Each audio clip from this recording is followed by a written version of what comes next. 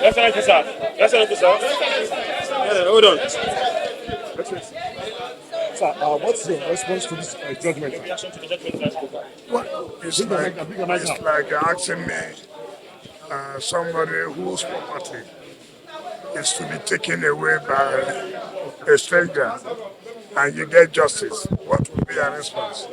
But frankly speaking, we're happy because we are really, really worried about the satanic request by one Tonye who said that he should be declared as the winner. The Tribunal gave 4 judgments today, one Labour Party, one Accord Party, one APM, and then the Tonye Party. Of importance is that the party had pulled out from this petition saying that we cannot be a party to this after we have reviewed our facts. Yet, the same boy continued in disobedience to the party's decision. The tribunal has said it's unfortunate.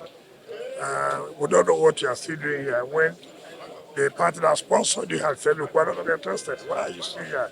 The party has left with this banner.